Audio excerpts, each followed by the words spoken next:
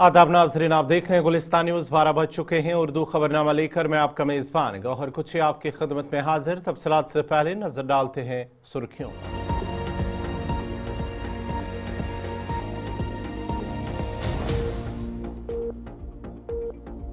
जम्मू में आल party meeting मुनक्कद। Budget इजलास से कबल बुलाई गई मीटिंग। खरीव पापुर में 60 साल शख्स की पुरस्रार हालत में लाश बरामद। मीरवैस मौलवी उमर फारूक के वालिद निस्बती का इंतकाल। जामिया मस्जिद श्रीनगर में नमाज जनाजा अदा करने से कबल पाबंदियां आयद। फौज का राजौरी में मिलिटेंटों के हमले में किसी भी जानी नुकसान से इनकार। और किश्तवाड़ बटूट शाहरा ट्रैफिक की आमद रफ्त के लिए बंद। फागो मड़ के मकाम पर पसियां गिराई हैं। ट्रैफिक को बहाल करने की कोशिश जारी। और साथ ही साथ सड़क से मलबा हटाने का काम भी जारी है, हुकाम की जानिब से बयान।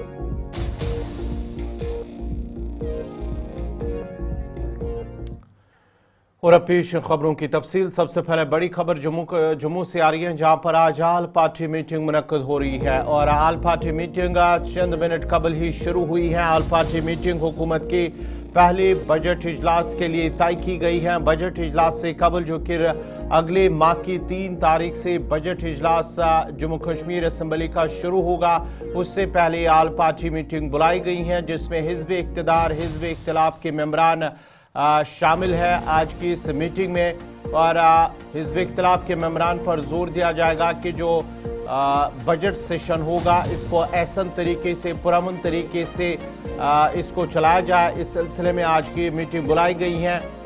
जो असम्बली स्पीकर हैं उनकी सदारत में, असम्बली स्पीकर अब्दुर्रहीम राठौर की सदारत में आल पार्टी मीटिंग मुनक्कद हुई है।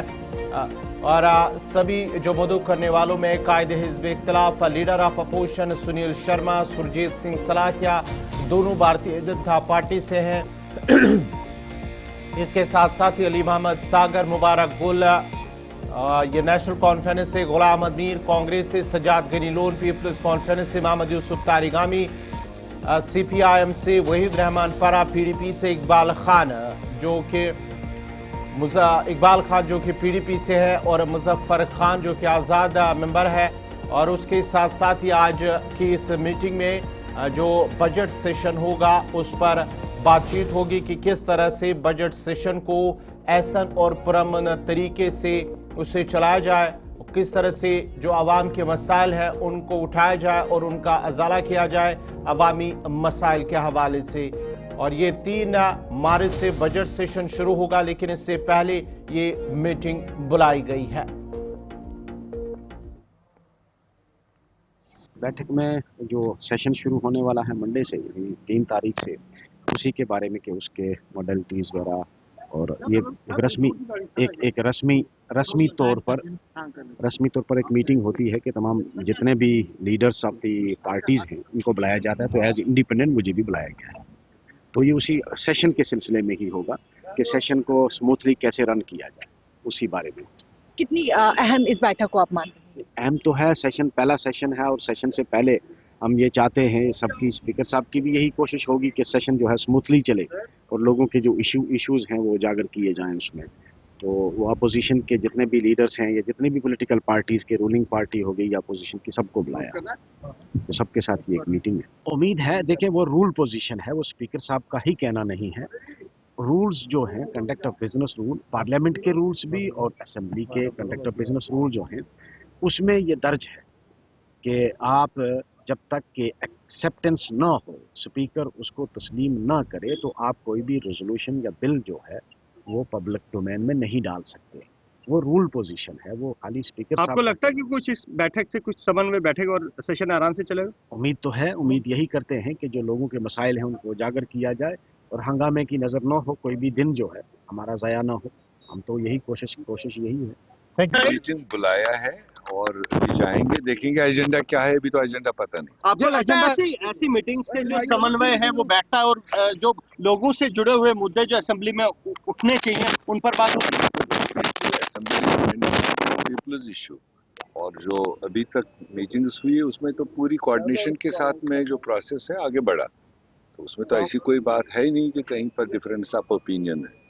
सर पिछले दिनों पीडीपी और स्पीकर के बीच में बड़ी तलक बनाई है, वहाँ जाके देखेंगे क्या करेंगे, बजट के बारे में है, उसके बारे में चर्चा होगी। सर सुचारू रूप से होनी चाहिए जी सुचारू रूप से बजट सेशन, क्योंकि बिल्कुल, बजट सेशन है, पहला बजट सेशन है, सुचारू रूप से चलेगा, उसके लिए ही आज मीटिंग बताई है, वहाँ पे पता चलेगा। सर जिस तरह से इस मीटिंग से पहले जिस तरह से स्पीकर और दूसरी पार्टीज में तलक मिजाजी हुई, आपको लगता है कि कुछ फर्क पड़ेगा इस मीटिंग में? कोई ऐसी बात नहीं, बातचीत करके ही सारा मसला हल हो।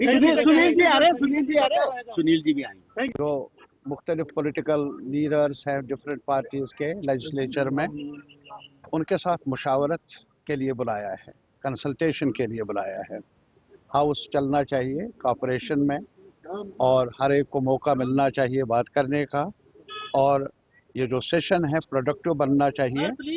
ये जहाँ तक हमारे अवाम का ताल्लुक़ है, जो उन्होंने हाउस को चुना है, चाहे सरकार के हिमायत में खड़े लोग या अपोजिशन, सबका अधिकार है, हक है।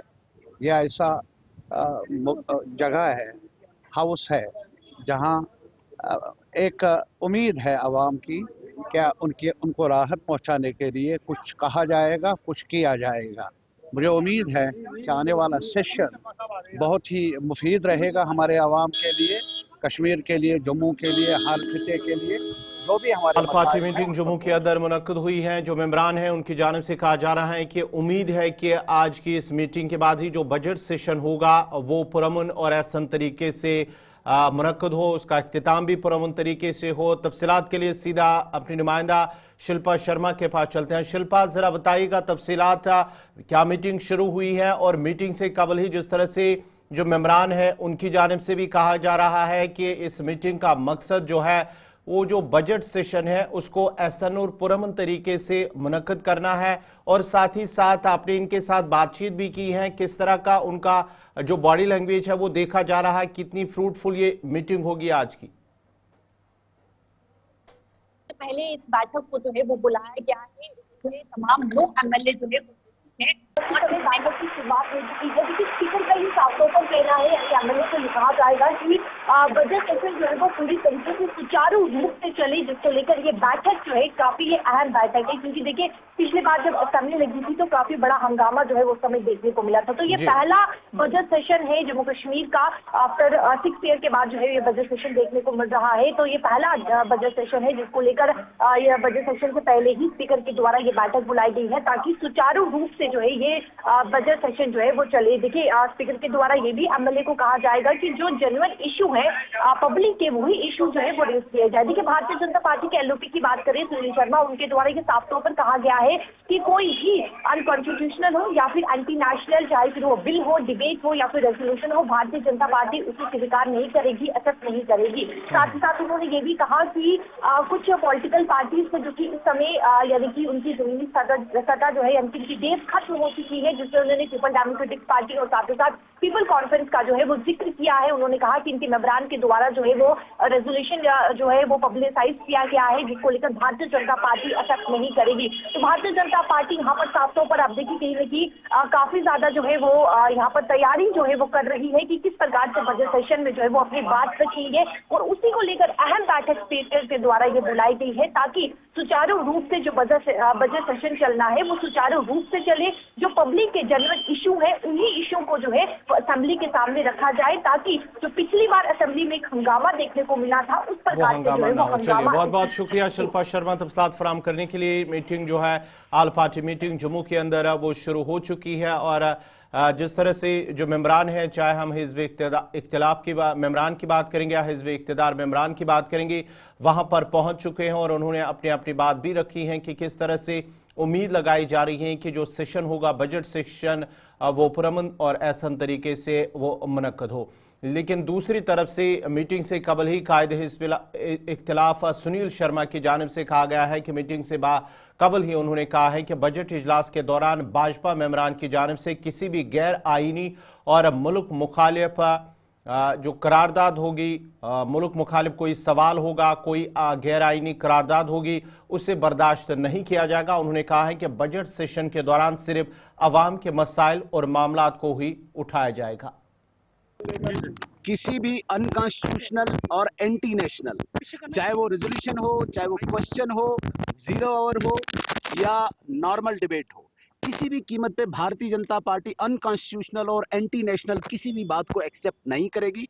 रूटीन में लोगों की बात हो, हम उसे एक्सेप्ट करेंगे, लेकिन जिस प्रकार से कुछ पॉलिटिकल पार्टीज जिनकी बेस अब खत्म हो चुकी है, चाहे उसमें पीपल्स डेमोक्रेटिक पार्टी है, पीपल्स कॉन्फ्रेंस है, उनके कुछ मेंबरान ने जिस प्रकार के बिल्स और रेजोल्यूशन को पहले ही पब्लिसाइज किया है, किसी भी कीमत पे भारतीय जनता पार्टी इन बढ़ते आगे बात इस वक्त श्रीनगर की करते हैं। श्रीनगर से बड़ी खबर आ रही है, जहां पर जामिया मस्जिद श्रीनगर के अंदर इंतजामी की जानिब से पाबंदी आयद कर दी गई हैं, क्योंकि मीरवाइज मौलवी उमर फारूक के वालिद निस्बती का इंतकाल हुआ था और नमाज ज़ोहर के बाद ही वहां पर नमाज जनाजा अदा करना था। लेकिन इंतजामी की जानिब से वहां पर पहले ही अब जो पाबंदियां हैं वो आयद कर दी गई है।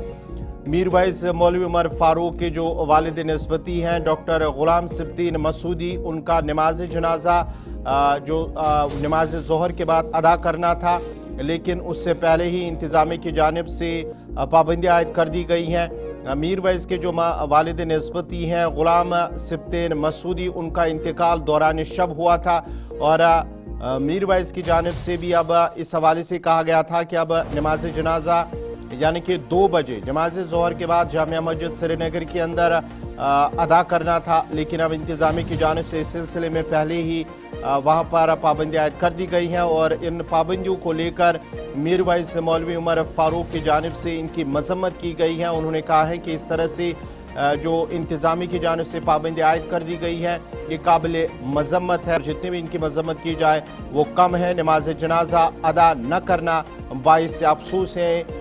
जो जामिया मस्जिद श्रीनगर के अंदर अदा करना था नमाज ज़ोहर के बाद, मीरवाइज की जानिब से कहा गया है कि ये काबिल मजम्मत है वहाँ पर पाबंदियाँ आयद करना।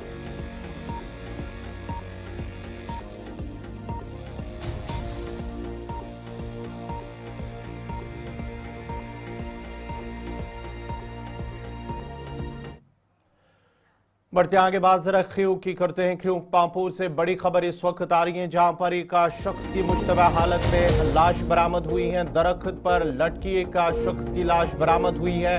नज़ीर अहमद बजाड़ के बतौर उनकी शनाख्त हुई है और पुलिस की जानिब से इस सिलसिले में केस दर्ज करके तहकीकात शुरू कर दी गई है। 60 साल शख्स जिसकी लाश आज सुबह ही, ये तस्वीर देख सकते हैं कि 60 साल शख्स जिसकी लाश दरख्त पर लटकी हुई पाई गई है। मकामी लोगों की जानिब से जब आज सुबह ये लाश देखी गई, जिसके बाद ही उन्होंने पुलिस को इतला दी है और पुलिस की टीम वहाँ पर पहुंची है और लाश को अपनी तहवील में ले लिया, जिसके बाद कानूनी और तिबी लवाजमात मुकम्मल करने के बाद लाश को लवाकीन के हवाले कर दिया गया है और इस सिलसिले में केस दर्ज करके तहकीकात शुरू कर दी गई हैं।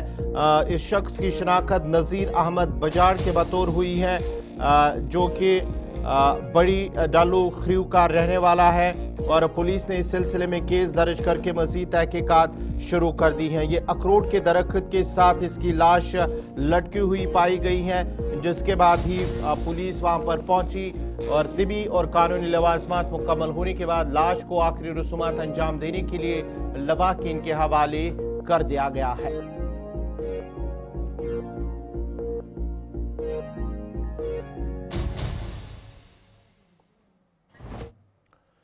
बढ़ते आगे बात जरा राजौरी की करते हैं। राजौरी मेडिकल कॉलेज में चंद रोज कबल हामिला खातून की मौत के बाद डॉक्टरों पर लापरवाही का इल्जाम और एहतजाज भी किया गया, जिसको देखते हुए रुकन असम्बली इफ्तिखार अहमद ने गुज़िश्ता रात अस्पताल का अचानक से दौरा किया, जिस दौरान उन्होंने मरीजों से बातचीत की है, उनकी आदत की है, जबकि इस मौके पर उन्होंने कहा कि अस्पताल के खिलाफ शिकायत मौसूल हो रही थी, ताहम अस्पताल में तिबी और नीम तिबी अमला मौजूद हैं, जबकि इसमें मजीद बेहतरी की गुंजाइश है। और साथ ही साथ इस मौके पर उन्होंने गुलिस्तान न्यूज़ नुमाइंदा जमशीद मलिक से भी बात की है। जिला अस्पताल राजौरी में पिछले कुछ दिनों से हो रही अमवात के बाद अस्पताल इंतजामिया पर कई बड़े सवाल उठाए जा रहे हैं और लोगों की तरफ से सोशल मीडिया पर बहुत सारी बातें भी की जा रही हैं। उनको देखते हुए रुकन असम्बली राजौरी ने आज अचानक देर रात को जिला अस्पताल का दौरा किया। सर, अचानक इस दौरे का मकसद क्या था? देखिए, मैं जिस दिन MLA बना था तो पहले दिन मैं इस GMC में आया था मैंने इनको क्लियर एक कट इंस्ट्रक्शंस दी थी कि मैं इस जीएमसी को हमने अच्छा एक जीएमसी बनाना है जिसमें हर गरीब आदमी को हर फैसिलिटी मिले और बिना किसी सिफारिश के मिले। बीच में जैसे जैसे टाइम निकलता गया, एक दो बार हमारी विजिट्स थी और आज मैं ऑन स्पॉट यहाँ, क्योंकि हमने एक नौजवान की डेथ होगी उसको देखने में आया था, और ऑन स्पॉट ये चीज़ें चेक करने कि जो एमरजेंसी है आम गरीब लोगों को, क्योंकि मेरे पास कंप्लेंट आती थी कि रात को यहाँ स्टाफ नहीं होता और रात को इनका सिस्टम जो है यहाँ कोई होता नहीं, वो मैं चेक करने के लिए यहाँ आया था कि रात को एक्सरे होते हैं या नहीं होते, उसके बाद टेस्ट होते हैं नहीं होते, इमरजेंसी में डॉक्टर्स ड्यूटी पर हैं या नहीं हैं, वही मैंने देखने आया हूँ और मैंने वही चेक किया। सर, पिछले कुछ दिनों से अगर देखें तो ज़िला अस्पताल में कुछ लोगों की मौत हुई, खास करके 2-3 दिन पहले अगर चले जाएं एक प्रेग्नेंट लेडी की मौत हुई, उसके बाद काफ़ी लोगों की तरफ से हंगामा राई हुई। क्या कारण है कि इस अस्पताल पर इस तरह के इल्ज़ाम लगते हैं लापरवाही के लगातार? अगर इल्ज़ाम लग रहे हैं तो इनको सुधारने के लिए, क्योंकि आप इसके एक मेंबर हैं, इस वक्त रुकन असेंबली भी हैं, किस तरह का काम आगे किया जाएगा?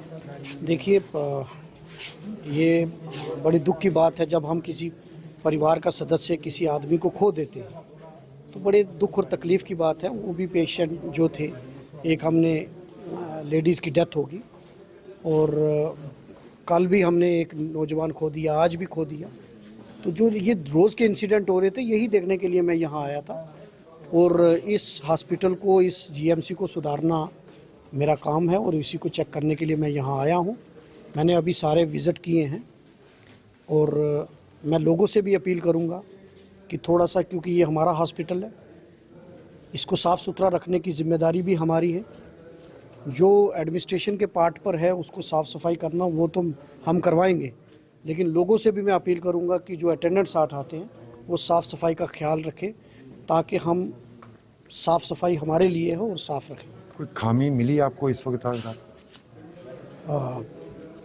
मैं आपको बताऊं कि मेरे पास रिपोर्ट थी, लेकिन मैंने देखा डॉक्टर्स ड्यूटी पर हैं। लैब में भी मैं सारी जगह गया, एक अल्ट्रासाउंड का डॉक्टर नहीं था वहाँ, वो भी अभी कह रहे हैं कि शायद आगे पीछे, लेकिन अभी मैं वो चेक करूँगा। बाकी जहाँ टेस्ट कर वहाँ टेक्नीशियंस भी थे। ठीक है, अभी स्टाफ की कमी भी है, लेकिन जहाँ जहाँ जो स्टाफ की जिसकी ड्यूटी थी वो वहाँ था और डॉक्टर्स भी अपनी अपनी ड्यूटीज़ पे, जेआर भी कुछ नए अपॉइंट हुए हैं, उनकी ड्यूटी भी है। और अभी इस इमरजेंसी को अभी और अपग्रेड करने की ज़रूरत है। यहाँ मैं बात करूँगा, यहाँ अलग अलग काउंटर होने चाहिए, जैसे सर्जरी का अलग से काउंटर हो, आर्थो का अलग से हो, मेडिसिन का अलग से हो, और जो कैजुअल्टी मेडिकल ऑफिसर है वो सीधा रेफ़र करे उन जो डॉक्टर्स को, ताकि केरला में मुकीम कंसल्टेंसी ने हिंदुस्तान और बैरून मुल्क तलबा के लिए काला तालीम के मौक़े को बढ़ाने के लिए नए इकदाम को लेकर श्रीनगर के अंदर एक प्रेस कॉन्फ्रेंस का इनेकाद किया, जिस दौरान उन्होंने कहा है कि तलबा के लिए वादी कश्मीर के तलबा के लिए मुल्क और बैरून ममालिक में आला तालीम के मौक़े शुरू कर दिए गए हैं। To introduce universities' latest initiatives and reaffirm our commitment to transforming higher education opportunities for students in Kashmir and across India. Since our inception in 2017, we have worked tirelessly to bridge the gap between students and world-class education, ensuring they receive not only the best academic guidance, but also a secure and seamless experience from admission to graduation. Why Kashmir? Kashmir has always been a land of great potential with bright, ambitious students aspiring to study at the world's best institutions. However, many face challenges in accessing reliable guidance, quality education opportunities, and a safe living environment when they go abroad. Recognizing this need, University UWC has expanded its services in Kashmir to ensure students here receive the same world-class support as those in major metro cities. We understand the aspirations of Kashmiri students and the concerns of their families when it comes to higher education, especially medical education abroad. This is why we have introduced a structured, transparent, and student-friendly process that guarantees quality education at top universities. We facilitate admissions in globally recognized institutions in the UK, Europe, and Australia, as well as medical universities in Europe, Georgia, and Central Asia that meet National Medical Commission, ECFMG, USMLE, UKMLA, and FAMR accreditation standards. Second thing, exclusive scholarship opportunities. Today, we are proud to announce that we have secured 25% tuition fee waiver for 30 students from Kashmir enrolling in the European Medical University in Tashkent, a scholarship worth 3 crores. This makes quality medical education more accessible and affordable for deserving students. The third thing, safety and security. Indian houses. One of the major concerns of students and parents is safe accommodation in foreign countries.